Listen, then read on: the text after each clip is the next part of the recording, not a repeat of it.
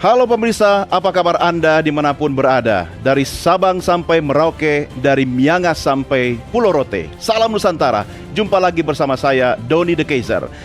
Tidak lupa saya mengucapkan selamat tahun baru 2025. Semoga tahun ini membawa kebahagiaan, kesuksesan, kesehatan bagi kita semua bangsa Indonesia.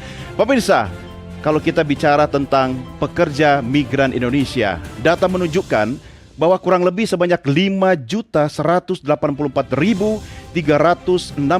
orang pekerja migran Indonesia kita bekerja dan tersebar di beberapa negara. Paling banyak di negeri jiran Malaysia. Dan tidak sedikit di antara PMI kita ini yang kemudian harus berhadapan dengan berbagai persoalan hukum di negara di tempat mereka berkarya. Jangan lupa, mereka semua ini adalah pahlawan devisa dan harus dilindungi oleh kita, oleh negara. Malam ini kami ajak Anda mendiskusikan tentang bagaimana selamatkan pahlawan devisa Indonesia.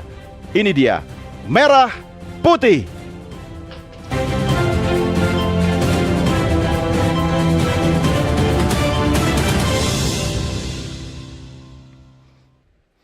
Ya, pemirsa, terima kasih bagi Anda yang tetap setia menyaksikan program Merah Putih melalui layar Nusantara TV dan juga yang menyaksikan program ini melalui channel YouTube official Nusantara TV.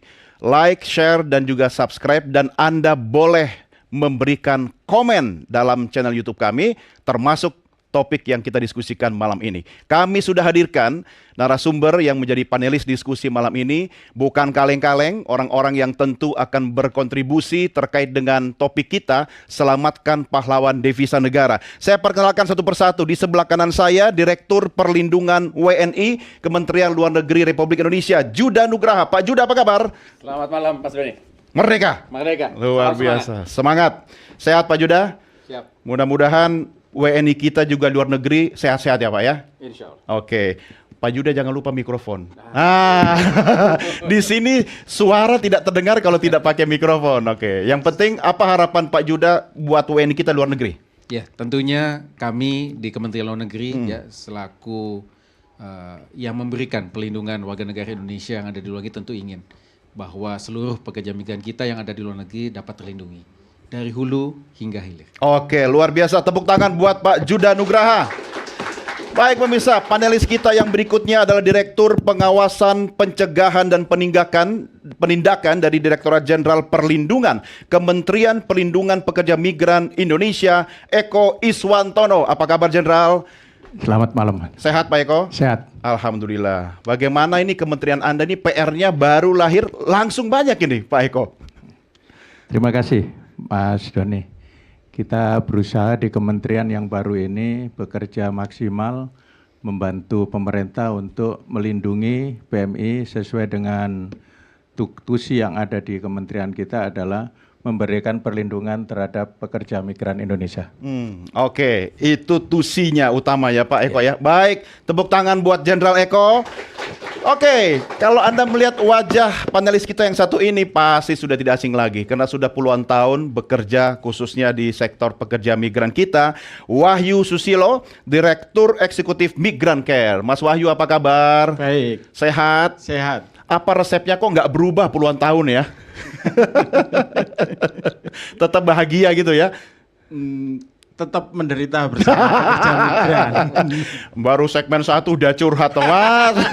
Sabar. Tapi kondisi pekerja migran kita seperti apa? Ya, saya kira ini yang harus jadi perhatian dari semua pihak ya, karena dia ada di luar negeri, jadi potensi untuk dimarginalkan itu sangat tinggi, sehingga kita selalu mereminder bahwa mereka meskipun ada di luar negeri, mereka adalah warga negara Indonesia. Seperti Mungkin karena Anda suka mikirin mereka, banyak yang doain Anda, Mas. Jadi awet muda ya. Terima kasih, tepuk tangan buat Mas Wahyu. Oke, satu lagi panelis kita, Sekjen Fox Point Indonesia, Ervanus Ridwanto. Bung Ervan, apa kabar? Baik, selamat malam, sehat. Semangat? Semangat Bang Doni. Oke, kalau bicara soal PMI, perdagangan orang, apa concern utama Anda? Iya, kita berharap di bawah pemerintahan yang baru ini tidak ada lagi pekerja migran yang bermasalah. Artinya bahwa tidak ada pekerja migran yang ilegal, tetapi mengikuti aturan, dalam hal ini adalah aturan resmi pemerintah. Itu yang kita harapkan. Oke, luar biasa. Tepuk tangan buat Bung Ervan. Ya, kami tidak cuma berlima di sini, tetapi teman-teman dari berbagai kalangan, baik mahasiswa atau profesi lain juga hadir bersama-sama kita di studio untuk memeriahkan program Merah Putih. Saya ucapkan selamat datang buat teman-teman yang ada di studio. Selamat malam, apa kabar? Semangat ya? Selamat tahun baru. Oke, tepuk tangan buat Anda semuanya. Ya, baik pemirsa, tahun baru 2025 tentu ada harapan bagi kita semua. Meski banyak PR yang harus kita selesaikan di sana sini, itu merupakan tanggung jawab kita sebagai warga negara. Mari kita mulai diskusi dengan menyaksikan tayangan yang berikut ini.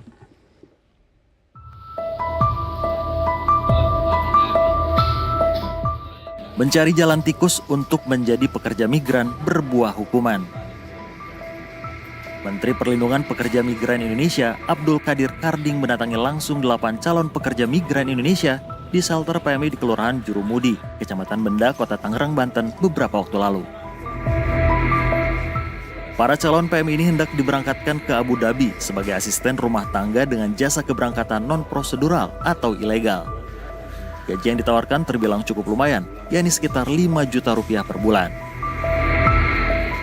Para korban juga mengaku direkrut oleh orang yang tidak dikenalnya dan akan dijanjikan 4 hari diberangkatkan, namun sudah 1 bulan lebih tak kunjung diberangkatkan. Sekarang sedang diproses. Mbak dan Teteh yang ada di belakang kita ini, ada 1 dari Lampung, Pesawaran, ada 5 dari NTB, dan sisanya dari Purwakarta dan Karawang. Ini akan kita pulangkan ke rumahnya, dan nanti kalau mereka seandainya tetap ingin berangkat, maka akan kita bantu fasilitasi untuk mengikuti jalur yang prosedural. Kalau ini masih didalami ya, tapi kalau ada indikasi TPPO, maka Undang-Undang 18 2017 maupun Undang-Undang 21 2007 tentang TPPO akan kita berlakukan.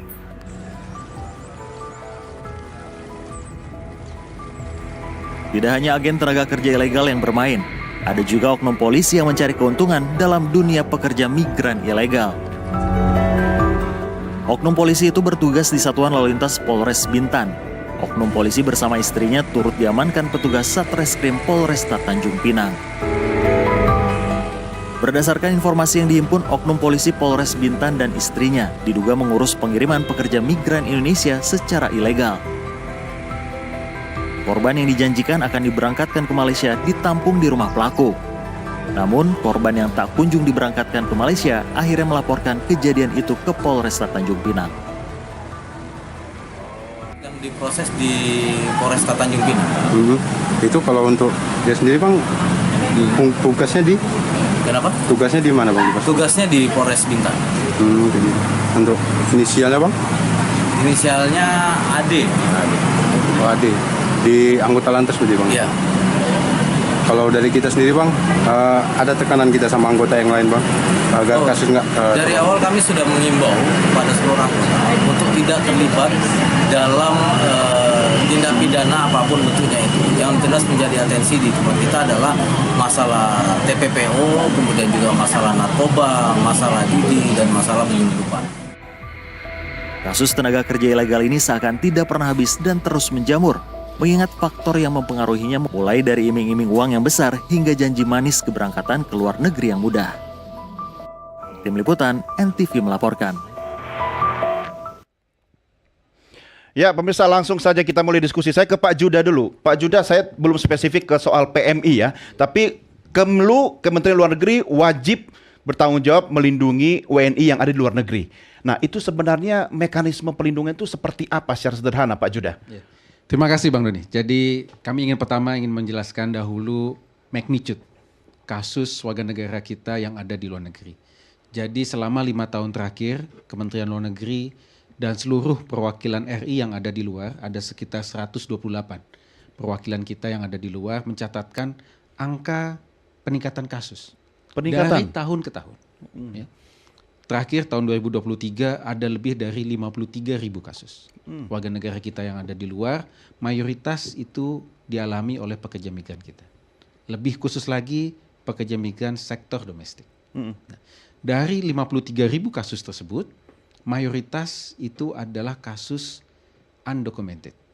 Jadi warga negara kita yang berangkat tidak sesuai prosedur, yang tadi Non-prosedural ya. non-prosedural, dan kemudian di negara tujuan tidak berdokumen. Tidak berdokumen itu artinya tidak memiliki visa, izin kerja yang sah, dan juga tidak dilengkapi dengan paspor yang masih valid. Itu mayoritas kasus yang kita. Tapi mereka masih WNI. Masih WNI. Nah, dalam konteks pelindungan warga negara Indonesia, sesuai dengan Undang-Undang 37 tahun 99 mengenai hubungan luar negeri, di situ ada pasal khusus yang memandatkan bahwa negara wajib hadir untuk setiap warga negara Indonesia yang ada di luar. Baik dia berstatus legal, ilegal, documented maupun undocumented, kita akan lindungi. Syarat utama memiliki paspor. Ya, oh bukan. Yang penting adalah masih warga negara Indonesia.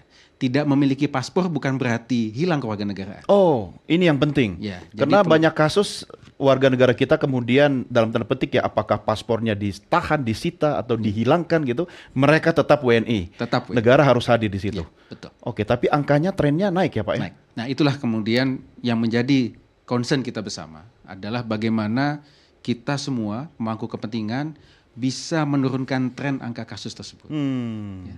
Dari 5 tahun terakhir, kinerja penyelesaian kasus yang dicatatkan oleh Kementerian Luar Negeri itu selalu di atas target. Jadi kami oleh Bappenas dikasih target 85. 85. Artinya dari 100 kasus, 85 itu harus sudah selesai di tahun yang berjalan. Nah, dari 5 tahun terakhir, ternyata kita selalu di atas target angka penyelesaian kasus. Namun yang menarik adalah kinerja penyelesaian kasus itu ternyata tidak berbanding lurus dengan penurunan jumlah kasus baru. Kasusnya nambah terus. Kasusnya nambah. Oke. Artinya apa? Targetnya juga harus nambah dong ya. Artinya memang tantangan kita adalah menyelesaikan akar Iya, persoalan. iya. Oke, ini menarik. Tahan dulu Pak Judah, saya ke Jenderal Eko. Pak Eko, ini kan sudah ada kementerian khusus dan Anda memang harus berfokus pada pengawasan, pencegahan dan penindakan. Sebenarnya bagi-bagi tugasnya dengan Kemlu sama Kementerian P2M ini seperti apa Pak Eko? Ya. Makasih Mas Doni ya. Untuk TUSI kita ini yang selama ini berjalan dan nanti ke depan kita memang stakeholder yang Pak Yuda ini memang jadi teman akrab saya. Dan saya juga mohon maaf kepada beliau karena jam berapapun saya yang sifatnya mendesak Bisa itu, diganggu ya? itu jam 11 malam, jam 10 malam karena kita harus mendapatkan informasi yang cepat. Segera betul. Jadi yang kalau kami tugasnya mungkin Pak memang di kementerian kami yang kemarin juga BP2MI, ini ruang kita bergeraknya adalah dari tadi sebelum Pak, sebelum, sesaat atau selama dan waktu kepulangan, setelah. Tapi proses untuk kerjasama dengan beliau dari Kementerian Luar Negeri, nah ini kalau sudah mengalami masalah Pak. Kalau ada masalah. Kalau sudah ada masalah ini sama beliau. Kalau sudah masuk ke statistik yang tadi ya, Nah, itu Pak mana Judah ya. masalah. Oke. Karena kalau sudah baru Anda turun Pak Eko. Bukan Pak. Kita sudah mulai proses kan dari awal Pak. Dari awal. Ada layanan pengaduan, ada penanganan permasalahan. Oke. Nanti korelasi kalau yang ada berkaitan dengan di luar negeri Baru dengan beliau. Kemlu, oke. Jadi kita batasannya dengan selama itu memang tidak ada, tapi ya mayoritas memang terus berurusan terus sama beliau nih. Kapan saja, waktu saja, kapan saja. Dan memang irisannya cukup banyak dengan beliau dan waktunya banyak sama beliau untuk kita diskusi untuk menyelesaikan masalah. harusnya mungkin perlu atase perlindungan pekerja migran kali ya. Gimana menurut Anda Pak Eko? Betul. Nanti ke depan ini dari peraturan menteri yang sudah ada itu kan kemarin ada atase ketenaga kerjaan. Nah, nanti akan dijadikan atase pelindungan. Nah, kedepannya akan ada pelindungan. Jadi akan nanti berbagi tugas sama Pak Indra, Pak Yuda. Tapi atase tenaga kerja itu nanti kita punya visi misi di sana. Selama ini kan untuk pemetaan tenaga kerja di sana untuk pemberi kerja kan memang kita kan agak kurang karena kita tergantung kepada atase ketenagakerjaan. Dengan harapan ke depan nanti ada atase pelindungan dari Kementerian Pelindungan, kita bisa metakan job order, kita minta promosi tenaga kerja di sana, dan sekaligus juga memudahkan koordinasi dengan Pak Yuda. Karena selama ini memang ketergantungan penuh adalah Pak Yuda. Karena kita nggak bisa berbuat banyak, Pak. Mudah-mudahan dengan atase atase pelindungan ke depan, ya mungkin Pak Yuda agak ringan lah. Tapi bukan berarti ringan, agak ringan. Agak ringan Agak ya. ringan. Iya, Terima karena kasih. trennya tadi meningkat. Tapi sebenarnya pengen tahu kalau urusan tenaga kerjaan soal pekerja migran di luar negeri di KBRI siapa yang menangani khusus? Jadi dapat kami sampaikan bahwa perwakilan RI itu bergerak berdasarkan hukum internasional yang mengatur. Ada Konvensi Wina 1961 mengenai hubungan diplomatik dan Konvensi Wina 1963 mengenai hubungan kekonsuleran. Nah, jadi dalam konteks pelindungan warga sesuai konvensi itu adalah fungsi kekonsuleran. Nah, kekonsuleran itu memang dipegang oleh ada namanya fungsi konsuler khusus dan kemudian nanti bisa didukung oleh atase teknis yang terkait. Tapi di semua KBRI ada atase ketenaga kerjaan nggak? Tidak, yang saat ini ada 12 atase tenaga kerja. Fokus ke negara-negara yang banyak PMI. Banyak PMI. Oke. Tapi dapat kami sampaikan bahwa sebetulnya tugas pelindungan warga negara Indonesia itu adalah tugas perwakilan Republik Indonesia. Jadi ada atau tidak ada, maka tetap menjadi tugas perwakilan RI untuk melindungi warga negara. Apakah itu di kedutaan, di konsulat jenderal dan seterusnya ya? Oke, baik, menarik Pak Judah. Mas Wahyu, coba lebih detail lagi, lebih rinci masalah-masalah yang bikin hati miris itu yang Anda temui di lapangan khusus PMI kita di luar negeri seperti apa? Iya, saya mengkonfirmasi apa yang disampaikan oleh Pak Yuda ya, bahwa ada eskalasi kasus dan ini sebenarnya standpoint-nya sebenarnya kita harus lihat pada masa pandemi dan setelah pandemi. Oke, seperti garisnya itu. Iya, Apa yang garisnya membedakan? itu karena misalnya kemudian ada juga perluasan kasus. Misalnya kasus yang didominasi oleh PRT migran, mereka yang kerja di sektor domestik masih ada, tapi juga ada perluasan kasus misalnya untuk mereka yang kemudian dipaksa untuk bekerja menyalahgunakan teknologi menjadi scamming atau operator judi online. Kemudian anomali yang lain adalah biasanya kan kalau teori migrasi itu dia bermigrasi dari negara, kita kan masih negara berkembang gitu ya, ke negara maju. Nah sekarang ini trennya malah ke negara-negara dengan PDB yang lebih rendah dari kita gitu loh. Kenapa begitu? Ke Kamboja, ke Myanmar, ke Laos, seperti itu. Jadi ini ada anomali dan law enforcement-nya mungkin lemah di situ. kami melihat bahwa karena pada masa pandemi terjadi fenomena lapar kerja. Banyak orang di PHK, kemudian bukan hanya kelompok-kelompok yang selama ini yang selama ini mendominasi ya, misalnya kelompok perempuan, anak-anak muda, kemudian mereka lulusan sarjana itu juga terjebak di dalam skema ini. Ini kan anomali dan saya kira memang butuh effort khusus ya untuk penanganan seperti ini. Migran kira nggak bisa nyampe ke negara-negara itu? Ya, saya kira kan tugas utama seperti tadi disampaikan oleh Pak Yuda kan menurut konvensi Wina kan memang fungsinya adalah fungsi negara. Tetapi kita berkolaborasi ya, misalnya dalam kasus scamming online, dalam kasus judi online kita selalu merujuk kasus itu. Jadi mungkin banyak orang melihat CSO itu sebagai pertolongan pertama pada perlindungan pekerja migran. Tapi kita harus punya referral system kepada mereka lah yang tepat, ke negara lah yang tepat untuk memberikan perlindungan. Kita nggak punya apa-apa, apalagi di luar negeri seperti itu. Ya kan, Anda sudah jadi atase khusus migran care ya. Ke Bung Ervan, Anda sering dapat laporan atau aduan ya yang masuk ke Foxpo Indonesia. Kira-kira kasus-kasus apa yang dialami PMI kita yang kemudian masuk ke Foxpo Indonesia, tapi perlu tindakan segera dan harus berkoordinasi dengan pihak-pihak terkait? Ya baik, terima kasih. Persoalan yang memang menjadi keprihatinan bersama selama ini terkait dengan kekerasan, intimidasi, dan yang paling mengerikan itu banyak pekerja migran kita yang pulang ke Indonesia dengan kondisi tak bernyawa. Ini sesuatu yang bagi kami memprihatinkan gitu.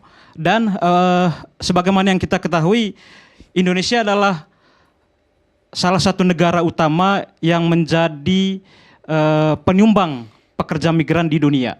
Bahkan sepanjang 2024 ada 295 pekerja migran yang kita kirimkan ke luar negeri. Dan ini terus meningkat. Artinya bahwa memang Indonesia punya banyak pekerja begitu. Pertanyaannya adalah apakah ini baik? Tentu sangat baik. Karena pekerja migran telah berkontribusi untuk negara ini dengan menyumbangkan devisa negara terbesar kedua, begitu. Lalu persoalannya adalah bagaimana ketika para pekerja migran ini mendapat masalah di negara tujuannya. Dan ini tentu menjadi perhatian bersama. Dan pemerintah dalam hal ini, Presiden Prabowo sampai mendirikan kementerian sendiri, ini tentu menjadi perhatian serius. Lalu tindakan yang memang segera dilakukan ya bagaimana pemerintah mengawasi dari pola perekrutmennya. Lalu bagaimana mengawasi ketika mereka bekerja di negara tujuannya. Foxpoint bisa bantu apa dalam proses ini? Minimal preventifnya kah atau apa? Ya, kami sebagai bagian dari masyarakat sipil tentu melakukan berbagai cara. Salah satu berkaitan dengan pendekatan edukatif yang humanis. Dan itu kita lakukan dialog kepada masyarakat sipil supaya mereka itu teredukasi. Dan minimal mereka paham tentang apa baik dan buruknya, apa dampaknya ketika mereka menjadi pekerja migran dalam tanda kutip ilegal. Jangan mudah diiming-imingi. Persis, karena ini menjadi catatan serius Bang Loni, karena bagi kami ada 3 hal mendasar yang perlu dibentengi, yang perlu membentengi diri oleh masyarakat kita. Yang pertama soal kesadaran masyarakat terkait dengan cara pandang, terkait dengan bagaimana dia bisa menilai dirinya, dia bisa melakukan apa, atau dia bisa mempekerjakan apa ketika diminta jadi pekerja migran. Lalu yang kedua soal wawasan, bagaimana dia memahami sesuatu, apa yang biasa dikerjakan. Lalu yang ketiga soal pendidikan, berkaitan dengan pengetahuan dan keterampilan. Dan ini yang bagi kami para pekerja migran kita tidak memiliki 3 dasar itu untuk membentengi dirinya. Anda bisa kolaborasi sama Pak Eko. Tapi Sangat saya mau tanya dulu, Jenderal Eko, sebenarnya upaya preventif atau edukasi publik itu ada di nomenklaturnya, masuk di mana sih? Di kementerian Anda atau di Kementerian Ketenagakerjaan atau seperti apa? Terima kasih. Jadi untuk di kementerian kami juga ada yang berkaitan atau domain juga untuk masalah sosialisasi, edukasi. Jadi kalau kemarin kami di Direktorat Pelindungan dan Pemberdayaan Kawasan Asia Afrika yang sebelum jabatan kami sekarang, itu ada juga tugas yang kami lakukan di situ. Jadi bagaimana kalau saya memudahkan yang sederhana, karena mungkin saya pernah atau sekarang saya masih di Polri yang diperbantukan, itu ada tahapan yang untuk mitigasi daripada PMI yang non prosedural atau TPPO, itu kita mulai dari yang lebih mudah untuk mencermatinya dari preemptif, preventif, dan represif. Nah, jadi preemptifnya itu adalah melalui edukasi migran aman. Ini biasanya sama beliau nih, kita di lapangan. Sama beliau kemarin kita di sana, saya ikut juga ke lapangan sama beliau dengan waktu itu kawan PMI, kepanjangan tangan kita. Edukasi secara masif itu diharapkan ke depan ya ada kontribusi yang signifikan. Tapi itu tugas kita terus kita lakukan sambil kita evaluasi terus dengan kekurangan-kekurangan. Terus menggunakan juga melalui media sosial ini mungkin yang kita coba upayakan nanti ke depan juga. Kami juga ada dari kementerian yang baru ada Direktorat Cyber. Direktorat Cyber. Karena dari Pak Menteri dengan cyber itu kita bisa mendeteksi jaringan-jaringan yang menggunakan media sosial. Nah, jadi kita nanti secara pencegahan penindakan pencegahan nanti bisa bersama-sama baik kita di lapangan maupun melalui patroli cyber nanti ke depan. Harapannya bisa mempersempit ruang mereka. Nah, jadi itu kalau dari segi preemptif. Terus dari segi pencegahan. Nah, Pak Eko, pencegahannya di segmen pencegahan. berikut ya. Tahan dulu Pak. Karena ini makin malam, makin tajam, makin panas juga kita ya. Sambil saya ingin mempersilahkan pemirsa, silahkan Anda menyiapkan kopi atau teh karena Merah Putih masih akan berlanjut hingga tuntas nanti. Jangan kemana-mana, kami segera kembali sesaat lagi. Tetap di Merah Putih.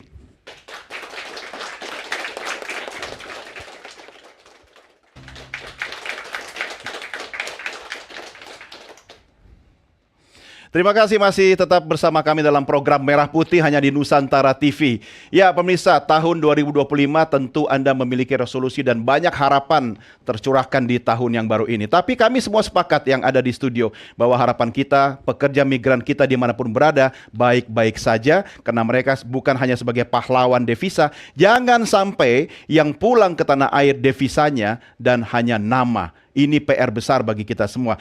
Pak Eko, tadi sepertinya PR-nya kementerian baru tapi kayaknya nggak bisa bernafas ya Pak ya.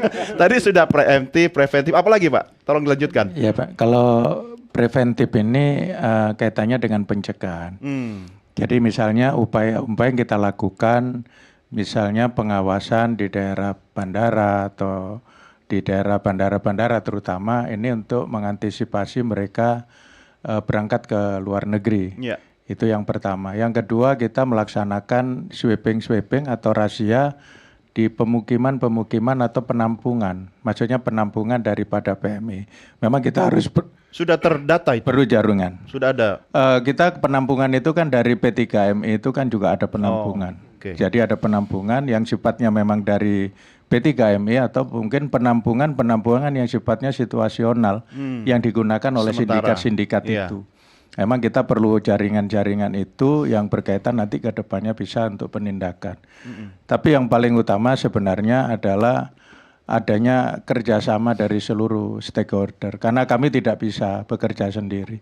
Iya. Seperti tadi sosialisasi, edukasi migran aman itu dengan Pak Wawan itu. Mungkin dengan Pak Yuda juga bagaimana untuk mendeteksi yang di sana yang berkaitan dengan pelanggaran-pelanggaran yang di sana yang mungkin kita tidak bisa jangkau. Termasuk karena itu di luar melibatkan negeri. ormas ya, masyarakat Betul, sipil. karena Bisa nanti kan, Pak beliau Eko? juga bisa kan, untuk berkaitan dengan tadi sosialisasi, edukasi, termasuk upaya-upaya pencegahan yang dilakukan. Ya. Nah, terus yang berikutnya yang mungkin sering kita diskusikan sama Pak Yuda adalah masalah penegakan hukum.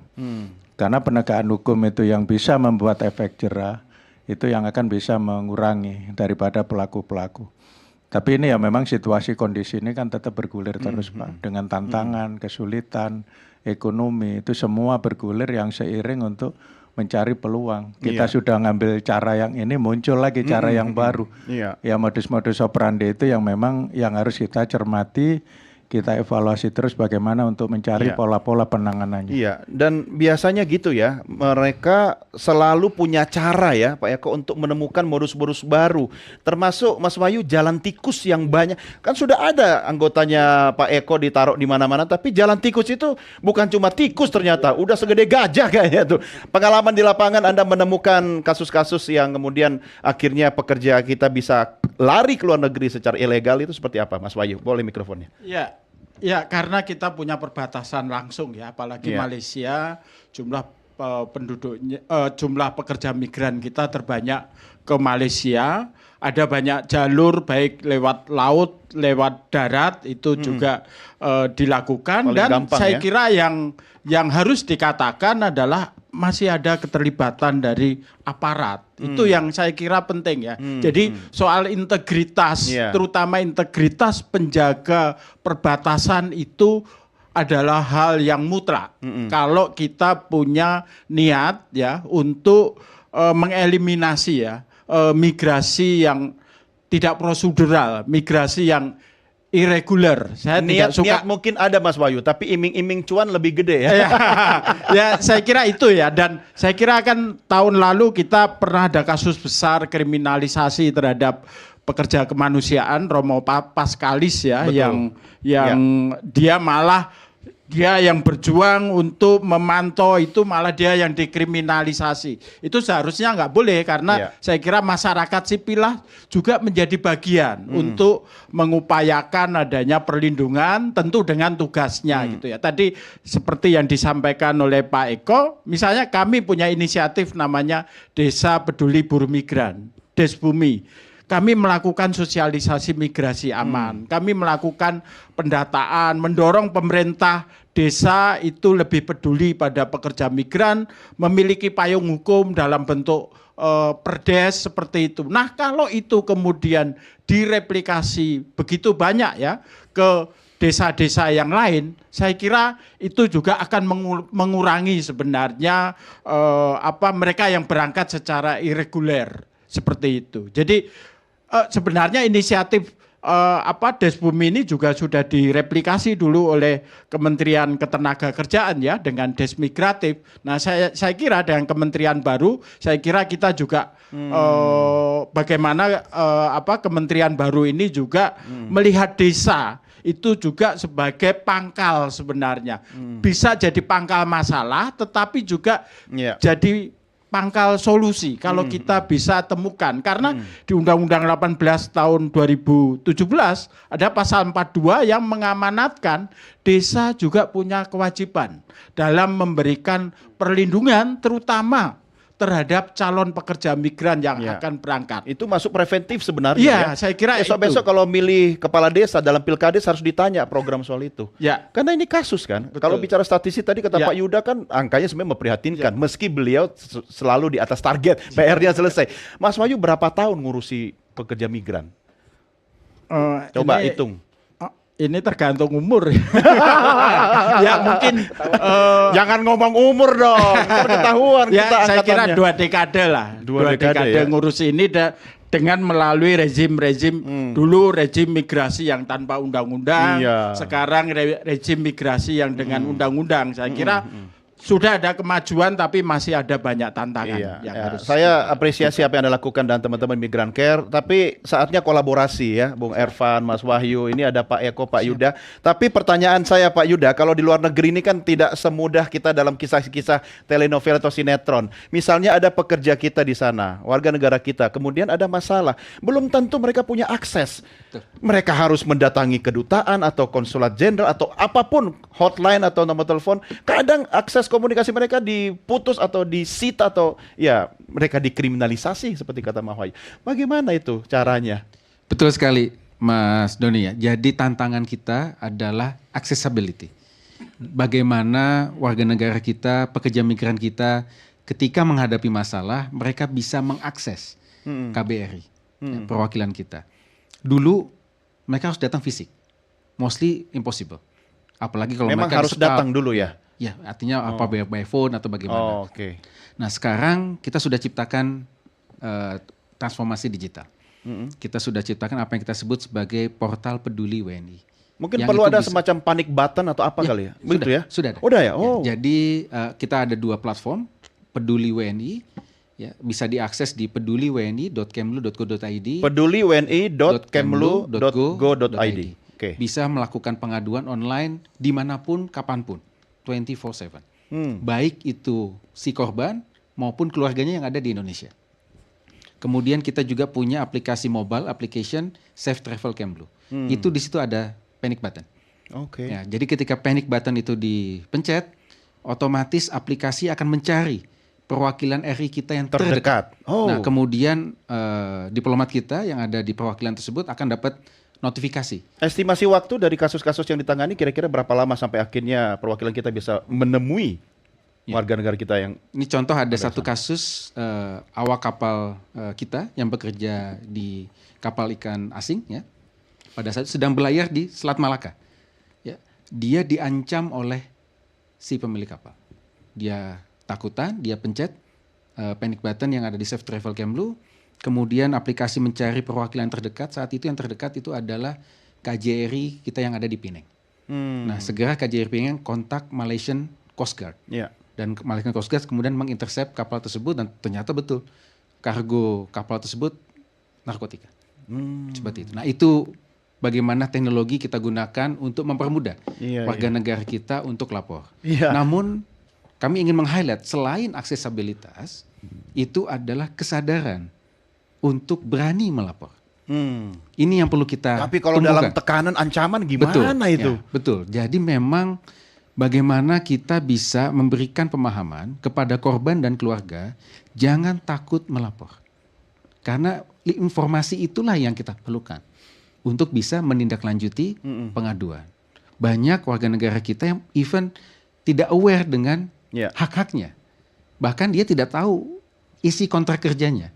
Ya, bahwa di situ berapa jumlah gajinya, harus berapa jam kerja seminggu dan lain Kontraknya sebagainya. pakai bahasa lokal negara itu lagi. Jadi pertama know your rights. Iya. And then yang kedua fight for your rights. Itu utama. Ya, ini panic button ini keren banget ya. Karena saya ada pengalaman Pak Yuda, tapi dulu kalau ke luar negeri itu misalnya mau ke kedutaan ya kan, telepon dulu. Sudah masuk tekan 1 untuk bahasa lokal, tekan 2 tuh. Sudah itu giliran sudah bertekan-tekan gitu kan, petugas kami sedang makan siang. Tapi itu dulu ya. Terima kasih Pak Yuda ya.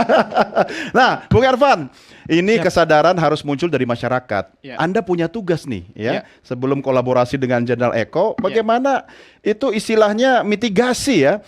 Anda harus ngawal dari lingkungan calon pekerja migran ini berasal gitu. Apa yang bisa dilakukan dan melibatkan masyarakat? Iya, tentu ini persoalan bersama yang tadi saya sampaikan bahwa ini butuh kerja keras, kerja ekstra semua komponen stakeholder, tidak hanya pemerintah, tetapi semua komponen bisa berkontribusi untuk memberantas ini. Karena yang paling penting ketika kita bicara soal bagaimana akibat atau dampak yang timbul dari para pekerja migran kita, dan tentu ini sesuai dengan data terakhir ada 95% itu pekerja migran yang bermasalah itu datang dari pekerja migran yang non prosedural atau ilegal. Tentu ini sangat sesuai dengan situasi dan kondisi di mana proses perekrutmenan para pekerja migran kita itu sangat berbahaya yang dilakukan oleh para calo-calo atau oknum-oknum yang memang membahayakan. Dan tentu ini bagian dari upaya kita untuk bagaimana memerangi ini. Dan bagi kami ini persoalan yang sangat krusial, semacam persoalan korupsi di negara ini dan harus diperang bersama begitu. Sehingga kami berharap ada upaya bersama dari ya tentu stakeholder, dalam hal ini dari perangkat yang paling bawah, tingkat RT RW, tingkat desa, bahkan kecamatan dan pemerintah kabupaten kota dan provinsi. Semua ikut berpartisipasi untuk bagaimana memperantasi para mafia yang melakukan upaya-upaya untuk membahayakan para pekerja migran kita. Urusan pekerja migran Indonesia ini, Fox Point Indonesia memang punya desk khusus atau tim khusus yang memang menerima pengaduan dari masyarakat atau seperti apa? Kita pada dasarnya punya desk khusus itu, tetapi memang sejauh ini kami terus berupaya berkoordinasi dengan pemerintah daerah, dengan beberapa stakeholder, dengan banyak melakukan pencegahan. Dengan itu tadi melakukan bentuknya upaya. apa itu? Kegiatan apa yang dilakukan? Ya, kita melakukan diskusi langsung, edukasi langsung secara edukatif, humanis tadi itu kepada masyarakat dan melalui perangkat-perangkat daerah di daerah begitu. Ada memang daerah yang sudah dipetakan ini kantong-kantong calon pekerja migran begitu? Sejauh ini memang, tetapi ada di beberapa tempat yang kami coba upayakan. Dan pada dasarnya kita punya komitmen bersama untuk melakukan itu. Dan ke depan kita terus upayakan agar SDM-SDM kami, para aktivis-aktivis Fox Point di seluruh Indonesia, diupayakan untuk melakukan hal-hal tersebut. Iya, karena kalau dengar kata Fox Point itu kayak organisasi politik ya. Fox Point, Fox Pop, Fox Populi, Fox Day, suara rakyat, suara Tuhan. Mas Wahyu, jalan tikus, tapi orang tidak bisa dilarang untuk mengubah hidupnya. Kenapa kok banyak PMI kita itu lebih memilih jalur non prosedural dibanding yang resmi gitu loh? Iya, pertama adalah soal pembiayaan ya. Karena saya kira harus diakui bahwa untuk bermigrasi melalui cara-cara yang resmi itu membutuhkan banyak biaya. Meskipun sebenarnya amanat Undang-Undang 18 tahun 2017 sudah ada skema zero cost ya, pembebasan biaya penempatan, tapi sampai sekarang skema itu belum clear. Kita belum punya peta jalan. Pemerintah Faktanya belum masih ada biaya besar. Ya, masih banyak biaya. Ilustrasinya Mas Wahyu berapa rupiah dikeluarkan seorang Misalnya PMI? untuk ke Taiwan. Ke Taiwan itu biaya teman-teman yang mau kerja ke Taiwan bisa keluar sampai 60 juta, 70 juta Per orang. Per orang. Dan itu harus melalui skema pembiayaan yang mereka tentukan. Yang sebenarnya secara akumulatif bisa 2 kali dari skema seperti itu. Untuk apa biaya sebesar itu? Ya saya kira kan ada banyak rente ya, ada banyak pengambilan keuntungan di dalam proses ini. Yang kedua adalah misalnya untuk Timur Tengah. Timur Tengah ini akibat komplikasi kebijakan. Secara resmi Komplikasi kebijakan. sampai sekarang pemerintah belum mencabut moratorium ke 19 negara. Termasuk yang Timur Tengah Tapi ya. di sisi lain pemerintah punya inisiatif one channel system. Nah, one channel system ini yang kemudian dikampanyekan oleh calo-calo. Loh ini loh Timur Tengah sudah buka. Padahal itu untuk penempatan yang ke negara-negara yang unrest. Ke Syria, ke Irak, ke tempat-tempat ya Libya seperti itu. Jadi calo-calo itu memanfaatkan komplikasi kebijakan kan. Ini kan udah dicabut dia bilang gitu. Padahal skema one channel system itu skema khusus yang beda dengan skema di mana moratorium 19 negara seperti Itu yang dipakai gitu. ya. Oke, Pak Eko bagaimana menjawab semua yang disampaikan Mas Wahyu? Silakan Jenderal. Ya, terima kasih Pak Doni. Jadi Bapak Menteri Pak Abdul Qadir Kadring ini mencoba mengevaluasi untuk skema yang tadi disampaikan oleh Pak Wawan itu untuk zero cost. Memang di undang-undang seperti itu. Tapi untuk yang berjalan itu Pak sebenarnya kalau yang ada legalisasi itu sekitar memang antara sampai 20 atau 20 juta Pak untuk biaya. Tapi itu resmi Pak, resmi itu digunakan untuk PMI juga. Dikembalikan ke mereka? Bukan, maksudnya resmi itu biaya memang untuk mereka. Mulai dari untuk check up Pak kesehatannya. Jadi memang peruntukan itu cost itu seperti itu. Tapi berkembang di lapangan yang Bapak Wawan tadi sampaikan, itu kan Pak Wahyu, itu kan panjang Pak birokrasinya. Birokrasi panjang itu maksudnya begini, dari proses itu ada calo itu yang akhirnya menjadi panjang biayanya. Enggak, kalau selisihnya sampai segitu gede, saya alih profesi. Jangan. Betul Pak, itulah yang kita sekarang mau kita lakukan, mencoba dari upaya pencegahan itu kami laporkan Pak Menteri kemarin, kita membuat target Pak sekarang. Target pencegahan dan penindakan itu dalam konkret, yaitu tadi Pak, kita mau ke depannya, itu kalau KPK itu kan OTT Pak. Nah, saya nanti mencoba ke depan itu kita OTT. Ya kita mau mencoba ini, kita membuat target OTT-nya gimana caranya. Jadi di lembaga pendukung penempatan ini, contohnya mulai dari LTSA sampai kepada BLK, LPK itu nanti kita coba siklusnya ini kita lihat di sana, di mana letak simpul-simpul daripada penambahan biaya yang bisa menambah kos lebih besar. Nah, kita berupaya nanti perintah Pak Kapolri kita mencoba menekan biaya itu, dan ada cara lain, kami bukan kewenangan kami Pak untuk menyampaikan cara bagaimana untuk mensiasati, tapi beliau punya. Jangan, Pak, nanti ketahuan sama mereka pelaku. Jadi ada cara dari Pak Menteri Pak, memang untuk itu? mensiasati biaya ke depan itu ada upaya dari Menteri untuk Pak Menteri untuk mencari solusi. Kita belajar dari negara lain. Nah nanti itu sambil jalan nanti Pak Menteri akan realisasikan. Karena memang idealnya menurut amanat undang-undang harus 0 ya Mas Wahyu ya. Sebelum kita rehat, saya ke Pak Yuda dulu, tertarik soal bagaimana ketika ada kasus di luar negeri, koordinasi kita ya, Kemlu yang punya perwakilan melalui kedutaan atau konsulat jenderal dengan pemerintah setempat itu, apakah memang sudah terbangun sebuah sistem secara internasional disepakati atau gimana? Tadi sekali kami kembali bahwa semua negara itu menjadi negara pihak. untuk Konvensi Wina 61 dan juga 63. Jadi semuanya memiliki tanggung jawab.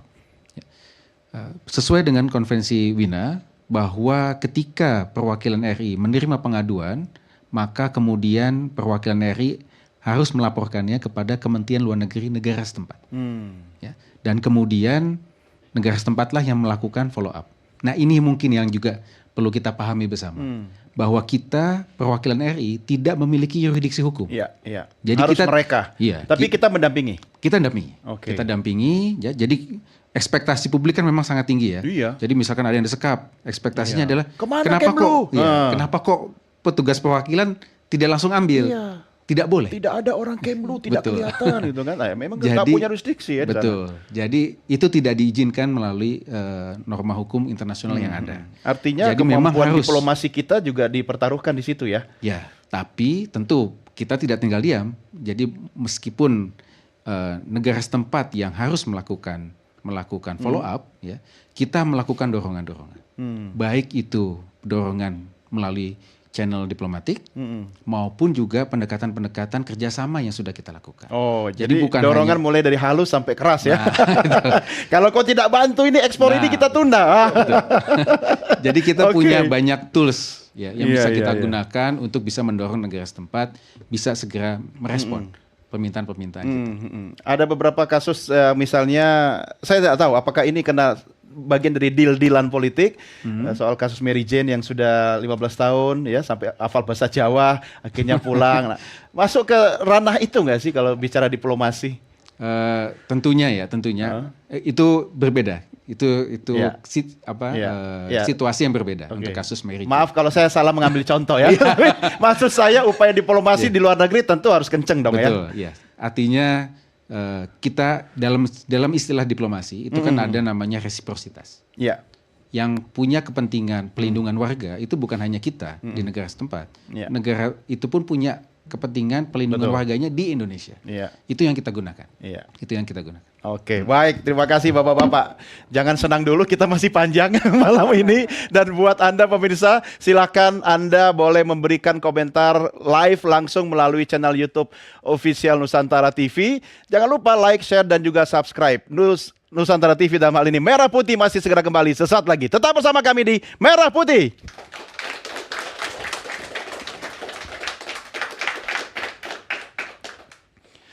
Terima kasih pemirsa masih tetap setia bersama kami dalam program Merah Putih hanya di Nusantara TV. Saya Doni The Kaiser. Bagaimana kabar Anda sekeluarga? Dari Sabang sampai Merauke, dari Miangas sampai Pulau Rote. Kata-kata itu mungkin Anda dengar sering saya ucapkan. Tapi di balik kata-kata itu tentu ada satu harapan kita. Indonesia harus tetap satu, tidak boleh terpecah-pecah. Dan kita harus satu sama-sama dukung program yang pemerintah jalankan. Kalau itu terbaik untuk kita, mari sama-sama kita dukung, kita bantu dengan profesi kita masing-masing. Dan tidak ada kaitannya dengan koalisi partai karena di tangan saya sekarang ada 4 kartu warna-warni, ada merah muda, ada kuning, ada merah, dan ada hijau. Saya akan berikan kesempatan buat para panelis kita memilih satu kartu saja. Pertama Jenderal Eko dulu deh, pilih yang mana Jenderal? Suka yang warna apa? Yang merah. Merah, oke. Kalau boleh tahu kenapa kok pilih merah? Karena merah putih. Mikrofonnya Pak. Kenapa pilih merah Pak Eko? Karena ini momentumnya kan merah putih, Pak. Asik, merah Jadi sambil putih. merahnya. Oke, tepuk tangan buat Pak Eko. Tapi ini bukan hadiah Pak Eko. Hadiahnya adalah sebuah PR yang harus Anda jawab berdasarkan pertanyaan dari masyarakat. Kita lihat sama-sama ada apa di balik kartu merah berikut ini.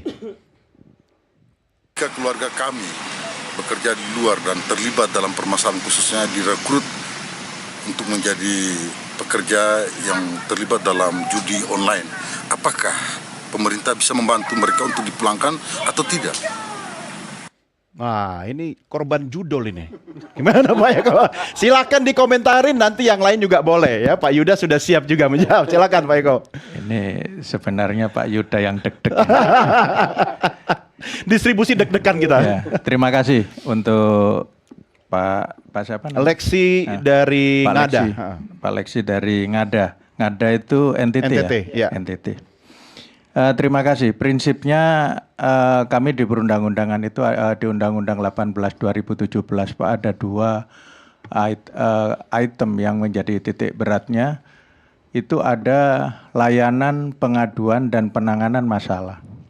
Jadi apapun permasalahan yang dihadapi PMI, baik itu di dalam dan di luar, maksudnya mulai dari sebelum, selama, dan setelah melaksanakan pekerjaan itu sebagai PMI, itu kita lakukan dua kegiatan itu, layanan pengaduan maupun penanganan masalah. Nah, yang seperti ini kita terima laporan pengaduan secara lengkap. Nah, yang ini kendala yang kami hadapi biasanya, yang berkaitan judi online atau scammer ini, kami kehilangan data. Data apa, Pak? Data, misalnya dia domisili posisi di mana, titiknya di mana, di daerah mana, dan sebagainya, itu kita biasanya banyak ketinggalan informasi itu. Jadi biasa yang kita tangkap informasi-informasi itu biasanya ini yang kalau di sana ya Pak, ini pas korbannya ada di negara tersebut. di negara tujuan, misalnya di Kamboja lah, yang banyak itu. Kita biasanya kehilangan data atau jejak dari dia domisili di mana, dia tinggal di mana, di tempat mana, kita kehilangan. Terus dia bekerja di PT apa, perusahaan apa, ini putus Pak biasanya. Lah inilah yang akhirnya kembali ke Pak Yuda tadi. Kami koordinasikan karena kewenangan kita nggak ada. Betul, kita betul. PWNI yang punya di sana, yang ada di luar negeri, ya sudah kami laporkan ke Pak Yuda. Mulailah beralih Pak Yuda. Lah itu yang ada di luar negeri, yang ada di luar negeri. Kalau yang pengaduan yang di dalam negeri, ini biasanya yang diberikan kepada kita setelah kita tanya mau menyelamatkan kawan misalnya di sana. Kita tanya juga di mana datanya, tinggal di mana, sebagainya, termasuk dia bekerja di mana, putus juga Pak. Iya. Nah, memang kaitan dengan judi online yang kita diskusikan kemarin dengan kawan-kawan Polhukam ya Pak ya. Ini memang beda. Kalau di mana di Kamboja itu memang itu jadi pekerjaan ya Pak ya. Tapi kalau di sini kan tidak.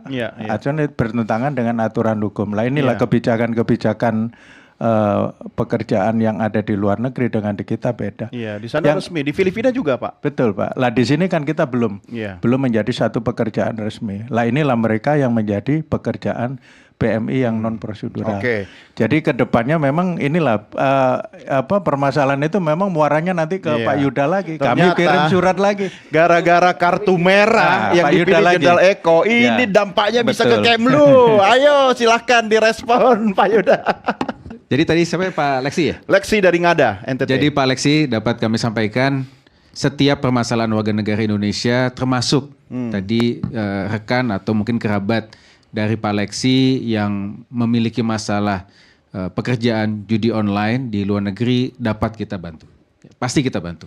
Nah, yang penting adalah sampaikan informasi selengkap-lengkapnya. Mulai dari kronologis kejadian, bagaimana cara dia berangkat, lokasinya ada di mana, dan nomor kontak terakhir bisa dihubungi seperti apa. Kemana Pak Leksi bisa menghubungi? Tadi peduliwni.kemlu.go.id ya, ataupun bisa ke hotline di Direktorat Pelindungan Warga Negara Indonesia. Dan juga tentunya bisa lewat Pak Eko, bisa lewat Mas Wahyu, Pak Ervan bisa Pak juga Ervan, ya? semuanya bisa melaporkan dan kemudian sudah koordinasi. Itu yang ada panic buttonnya di situ kan? Ada. Coba diulang lagi Pak Yuda. Tadi alamat lengkapnya. peduliwni.kemlu.go.id. Teman-teman mungkin bisa membuatkan CG ya. Jadi bisa ditayangkan langsung selama program kita. peduliwni.kemlu.go.id ya. Nah, yang kedua, Safe Travel Kemlu bisa di-download di App Store maupun di Play Store. peduliwni.kemlu.go.id ya. Jangan salah ketik website saya. Saya nggak ngurusin begitu. Nah, tapi kami ingin coba meng-highlight nih ini kasus judi online ini memang menjadi fenomena yang baru. Tadi Mas Wahyu juga sudah sampaikan. Modusnya berubah nih sekarang. Dulu kita bicara TPPO yang tradisional itu korbannya perempuan, berasal dari daerah-daerah terpencil, kelompok ekonomi miskin, ya tidak berpendidikan. Sekarang untuk korban-korban judi online maupun online scam, Gen Z, usia muda. Ini usia teman-teman yang ada di sini nih. Ya kayak saya juga sih. Dulu ya. Kemudian berubah dari kelompok ekonomi menengah, berpendidikan. Bahkan kami pernah menangani korban online scam master degree. Oh. Dan mereka sudah bekerja. Ada yang sudah bekerja hotel dan sebagainya, kemudian ditawari bekerja judi online maupun online scam dengan gaji 1.000 sampai 1.200 US dollar, berangkat. Nah, ini yang perlu kita. Tapi di negara tujuan kan legal. Nah, ada dua hal yang berbeda. Ketika itu judi online, betul. Di beberapa negara seperti di Kamboja itu legal. Iya. Di Filipina dulu legal, sekarang ilegal. Sejak bulan Juli. Oh, baru ya? Oke. Sudah ditetapkan ilegal. Namun online scam sudah dipastikan ilegal karena itu scamming, penipuan. Nah, inilah kemudian pentingnya bagi kita kembali kepada bagaimana addressing the root causesnya. Addressing the root causesnya adalah bagaimana warga negara kita aware, jangan mudah tertipu atau iming-iming dengan gaji yang sangat tinggi. Harusnya warga negara kita kritis. Ada yang menawarkan 1.200 US dollar, sekitar 20 juta, namun tidak meminta kualifikasi khusus. Kemudian juga tidak meminta visa kerja, tidak juga menandatangani kontrak kerja selama masih ada di Indonesia. Ya, kemudian sampai di sana akhirnya tereksploitasi. Nah, itu langkah-langkah pencegahan yang utamanya perlu kita lakukan. Dan kita juga sudah menayangkan melalui layar televisi, langsung Anda bisa saksikan di situ ya. Silakan bisa diakses di peduliwni.kemlu.go.id ya. Saya sih berharap tidak banyak ya. Artinya kita berharap kasus-kasus yang dialami oleh pekerja migran kita semakin berkurang ya. Nah, ini karena sudah bolanya di tangan Anda ya, silakan Anda memilih warna yang paling disukai ya. Ingat lagu Balonku ada 5. Tapi sekarang tinggal 3. Yang hijau. Hijau. Boleh saya tahu kenapa Pak Yuda Anda memilih warna hijau? Hijau itu mencerminkan kedamaian. Kedamaian. Artinya harapan kita semua masalah PMI kita di luar negeri dapat kita selesaikan. Oke, tapi saya tambahin PR 1 ya. Ada apa di balik kartu hijau? Kita lihat sama-sama tayangannya berikut ini. Keluarga kami dijebak terkait narkotika. Apa yang pemerintah Indonesia bisa lakukan untuk membebaskan keluarga kami? Oke, dijebak dengan kasus narkotika. Ini menarik sekali. Ini siapa tadi namanya? Pak Thomas ya? Iya, Thomas Abdul. Pak Thomas pelajar Abdul, di NTT ya, juga. Ya. Jadi satu hal yang pasti ya, ketika ada warga negara kita yang mengalami masalah di luar negeri, sekali lagi kami sampaikan, akan kita bantu. Selama dia warga negara Indonesia. Apapun kasusnya, baik dia sebagai korban maupun pelaku, dia punya hak ya, yang akan kita lindungi. Ya. Kami tidak akan masuk apakah dia pelaku ataukah korban. Namun ketika ada pengaduan, kita akan lakukan pelindungan. Nah, langkah-langkah untuk kasus warga negara kita yang terjebak narkotika, saat ini kami dapat sampaikan bahwa ada sekitar 157 saat ini warga negara kita yang terancam hukuman mati di luar negeri. Dan mayoritas itu adalah kasus narkotika. Modusnya biasanya dipacarin, ya.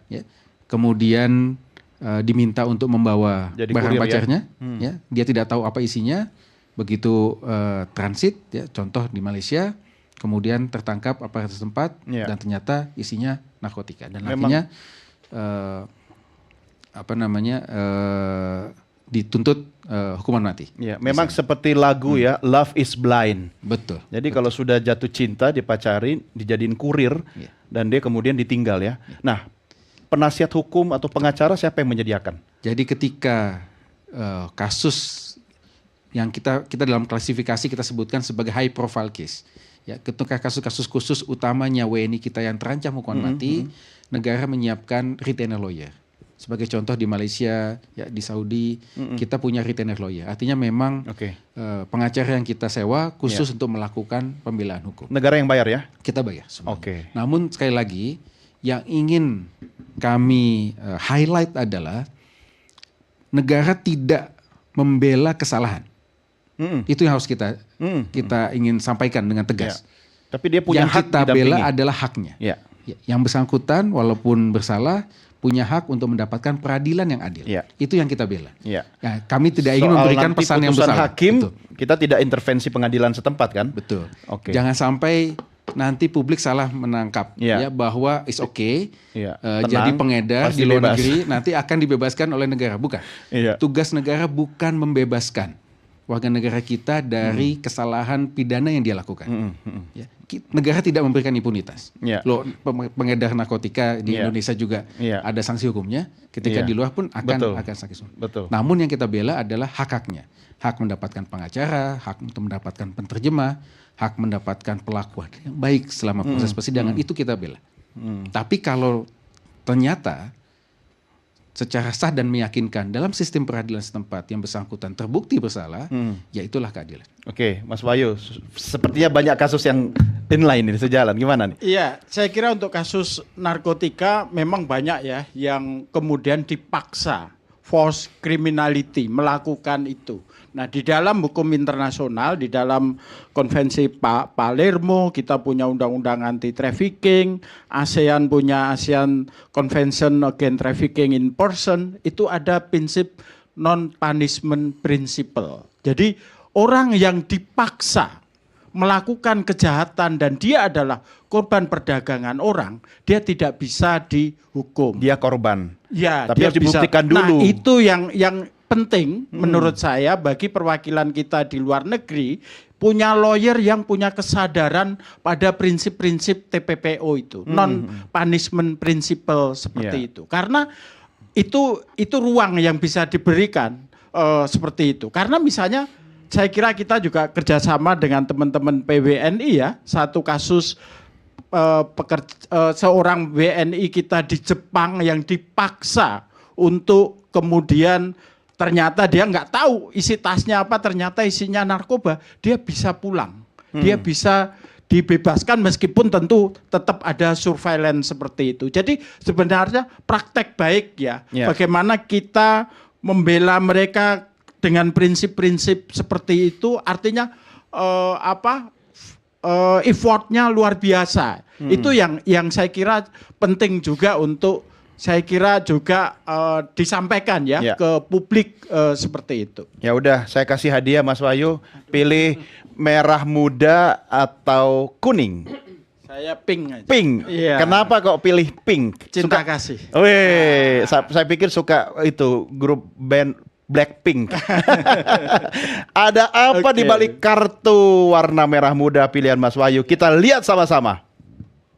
Yang pertama, pertanyaan saya, kenapa biaya bekerja di luar negeri itu lebih mahal jika menggunakan agen resmi? Apakah tidak ada bantuan dari pemerintah atau arahan dari pemerintah untuk bisa meringankan masalah tersebut?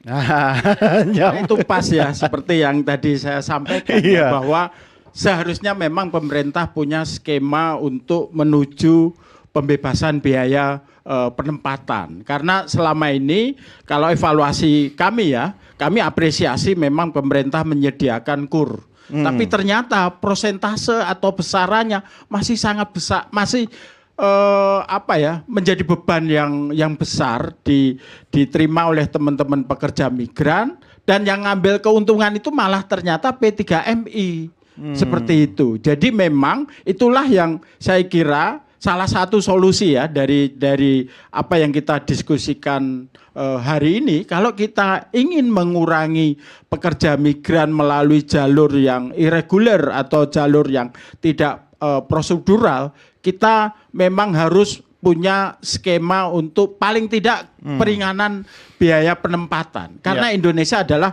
bagian juga dari negara champion di dalam Global Compact of Migration. Salah satu dari 23 tujuan itu adalah memastikan migrasi itu berbiaya murah dan aman. Jadi saya kira pertanyaan itu penting ya, untuk mengingatkan kita tentang pembiayaan yang selama ini masih menjadi beban dari teman-teman calon pekerja migran. Meski belum bisa nol, tapi bertahap ya, harusnya ya makin murah ya. Itu tadi Pak Eko juga sudah sampaikan. Coba Pak Eko, kalau kita menindak agen-agen apa istilahnya itu yang kemudian menyalurkan tenaga kerja itu, yang nakal-nakal itu bisa nggak dicabut izinnya atau operasionalnya gitu? Terima kasih Mas Doni ya. Kami kemarin menyusun perundang-undangan, yaitu peraturan menteri yang berkaitan dengan sanksi. Jadi kalau dulu itu sanksi itu kita, karena kita sebagai operator, regulasinya ada di Kemenaker, jadi kita membuat rekomendasi untuk pencabutan. Nah sekarang dengan peraturan yang baru kemarin diharmonisasi hari kemarin sebelum tanggal 31, jadi nanti mekanisme itu kita satu kegiatan Dirjen. Nah, kami usulkan kemarin yang dibuat itu, jadi satu Direktorat Jenderal itu pelindungan, dia menangani pengaduan, setelah dia menangani pengaduan tahu permasalahannya apa, terus mereka akan diberikan sanksi. Nah, jadi itu otomatis. Nanti kalau pencabutannya itu menteri. Nah itu sudah dilakukan, jadi ada kita untuk mempercepat birokrasi yang seperti itu kita lakukan. Yang kedua, yang berkaitan dengan biaya tadi, saya mencoba, memang itu salah satu yang biasa dilakukan, ya saya bicara oknum, tidak semuanya, kalau semuanya kan salah saya. Oknum itu memang ada, baik itu P3MI yang ada beberapa yang bermasalah, itu memang kita lakukan rekomendasi untuk pencabutan. Tapi itu ada pentahapannya Pak.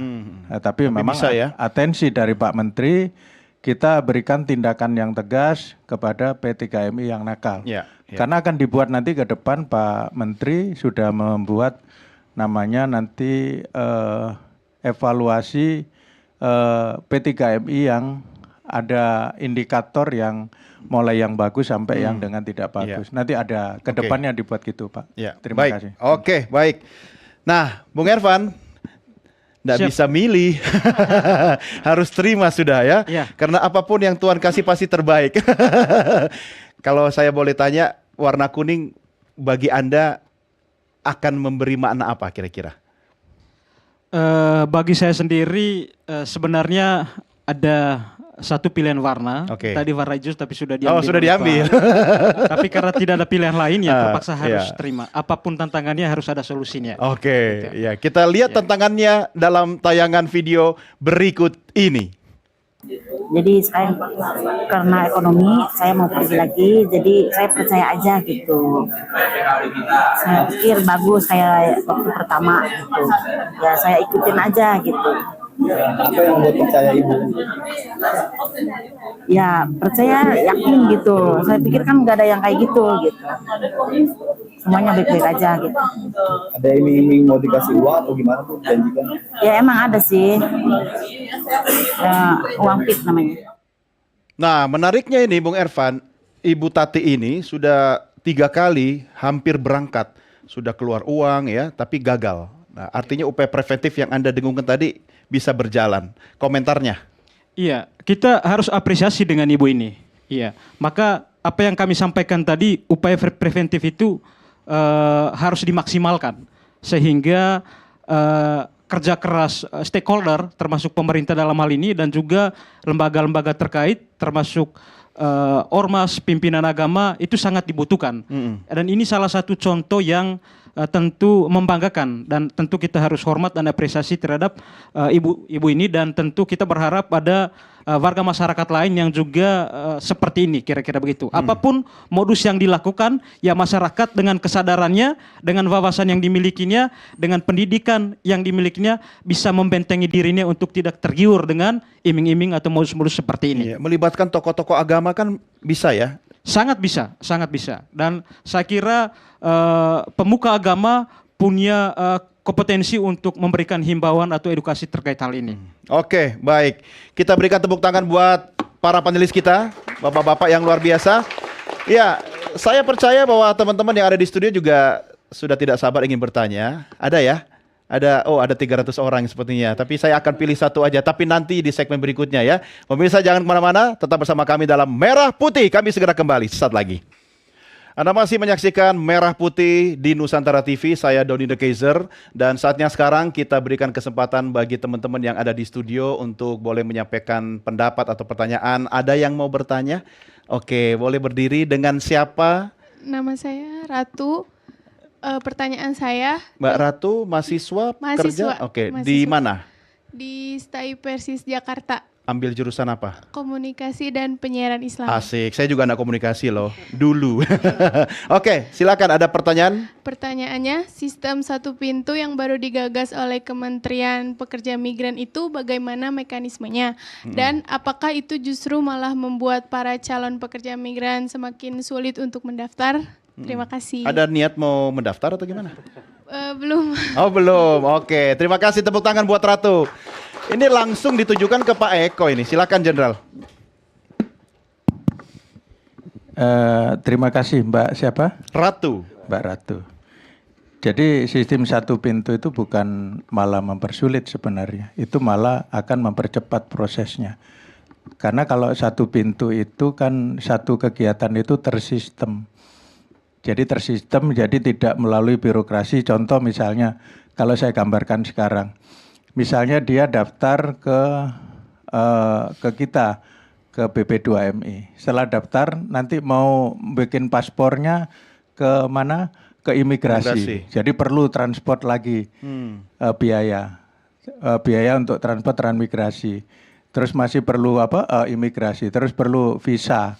Terus ke perjanjian kerja dan seterusnya. Makanya termasuk pendataan juga ke depannya sama Pak Yuda juga bikin itu di sistemnya nanti sampai ke Pak Yuda itu mengetahui berapa yang dipulangkan, berapa yang masalah itu nanti di situ. Jadi satu pintu itu nanti bukan mempersulit birokrasi, tujuannya untuk mempercepat birokrasi dan memangkas daripada calo-calo tadi. Atau proses tadi, kalau misalnya dari BP2MI misalnya daftar, contohnya, atau dari BP3 daftar, mau ke tempat lain perlu biaya, perlu tambahan kos. Lah itu dengan satu pintu harapannya bisa memperpendek birokrasi dan mengurangi calo-calo itu. Itu harapannya seperti itu dari Pak Menteri. Terima kasih. Baik, terima kasih Pak Eko. Terjawab ya Mbak Ratu ya? Oke, tolong sebarkan informasi ini kepada teman-teman yang lain ya, biar ini bagian dari edukasi masyarakat kita. Bapak-bapak panelis yang luar biasa, sebelum mengakhiri saya memberikan kesempatan bagi Anda masing-masing untuk memberikan pernyataan penutup ya, masing-masing 1 menit ya. Ini bukan debat calon kepala daerah, meski formatnya mirip-mirip. Saya silakan ke Mas Wahyu dulu. Ya, saya kira sebenarnya Indonesia sudah punya modalitas ya di dalam upaya memberikan perlindungan pekerja migran. Kita punya Undang-Undang PPMI, Undang-Undang 18 tahun 2017, safeguard-nya adalah Undang-Undang TPPO. Secara internasional kita meratifikasi konvensi pekerja migran, tapi saya kira yang perlu dilakukan adalah bagaimana memaksimalkan modalitas itu. Kemudian yang penting juga adalah bagaimana kalau tadi misalnya ada idealisasi untuk melakukan penempatan melalui satu pintu, sebenarnya mulai dari bottom up. Apakah mulai dari desa, dari kabupaten itu sudah punya kesiapan? Karena yang terjadi sekarang, karena pengalaman konkret sekarang, penempatan pekerja migran kan pengalaman lamanya adalah sentralisme.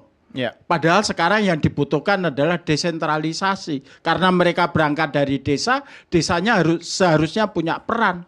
Demikian juga kabupaten. Jadi modalitas itu juga harus dibarengi dengan ownership yang dimiliki. Mulai dari pemerintah desa, pemerintah kabupaten, tentu juga masyarakatnya. Nguwongke calon pekerja migran. Itu juga menurut saya juga penting. Oke, baik. Terima kasih Mas Wahyu. Bung Ervan, silakan catatan Anda. Baik, terima kasih. Kita harus mengapresiasi dan menghormati para pekerja migran kita yang telah berkontribusi juga untuk negara ini. Tetapi catatannya harus melalui prosedur, melalui jalur resmi pemerintah, sehingga tidak terjadi masalah di kemudian hari. Dan harapan kita, apa yang bisa dilakukan supaya masyarakat Indonesia itu tidak menjadi korban pekerja migran ilegal, yakni dengan melakukan edukasi melalui sosialisasi baik oleh pemerintah maupun oleh keluarga.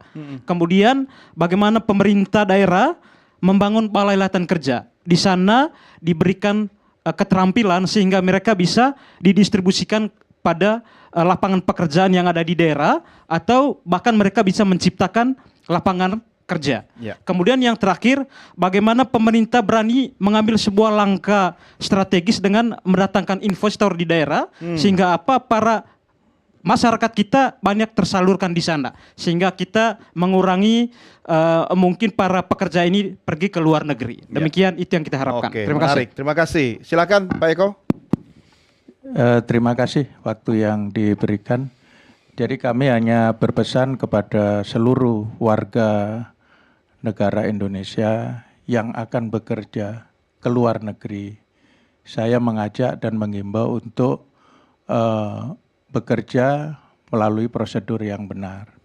Karena efek dan risikonya yang bekerja melalui penempatan yang non-prosedural itu efeknya sangat berbahaya.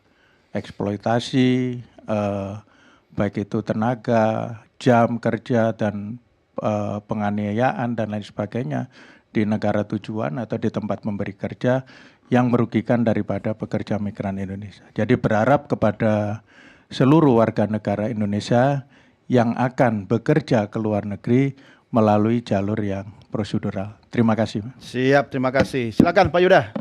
3 hal Mas Doni. Ya.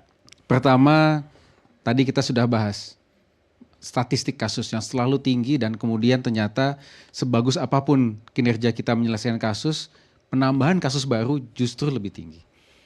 Nah, satu hal, kita tidak dapat lagi menggunakan pendekatan pemadam kebakaran.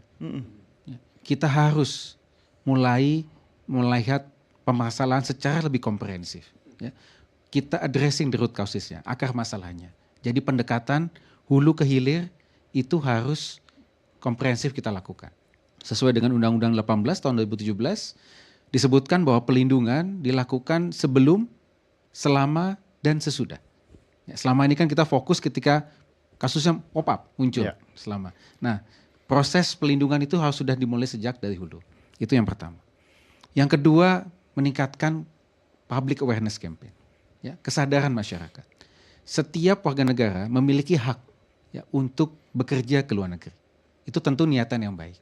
Namun pastikan berangkat lewat jalur yang aman. Tadi Mas Wahyu sebutkan, migrasi yang aman, reguler, dan teratur. Jadi kesadaran itu yang harus kita tumbuhkan kepada masyarakat untuk memastikan bahwa mereka berangkat dengan cara yang benar dan kemudian di sana dapat terlindungi. Pelindungan utama adalah pelindungan diri sendiri melalui prosedur yang benar. Yang ketiga adalah kolaborasi. Tadi dalam diskusi kita malam hari ini kita sudah lihat bahwa isu ketenaga kerjaan, pekerja migran kita yang di luar negeri ini kan kompleks sekali ya. Tidak mungkin diselesaikan sendiri oleh pemerintah. Jadi kita perlu kolaborasi bersama, Pentahelix, pemerintah, teman-teman LSM, akademisi, media. Terima kasih ini untuk Kabar Merah Putih yang sudah memberikan ruang kita berdiskusi dan juga teman-teman pekerja migran itu sendiri. Kita perlu libatkan sehingga pendekatan kita tidak lagi piecemeal, pendekatan kita komprehensif dalam Oke, iya, itulah tugas kita media dan kita semua. Kami mempertemukan Anda semua dalam forum ini untuk apa? Kolaborasi. Tentunya kita tidak ingin bahwa kasus soal pekerja migran Indonesia berhenti hanya pada soal statistik saja. Jangan lupa, mereka ini satu warga negara Indonesia. Wajib negara hadir melindungi mereka. Dan yang kedua jangan lupa, mereka adalah manusia ciptaan Tuhan. Saya ucapkan terima kasih kepada para panelis. Jenderal Eko terima kasih sudah bersama kami. Bung Ervan terima kasih. Mas Wahyu terima kasih. Matur nuwun Mas. Pak Yuda terima kasih. Sukses buat Anda semua. Ya Mas Wahyu, tetap semangat. Pak Eko, tetap semangat. Bung Ervan. Kami akhiri sampai di sini program Merah Putih. Jangan lupa saksikan terus Merah Putih hanya di Nusantara TV setiap hari Rabu malam pukul 20.00 waktu Indonesia Barat.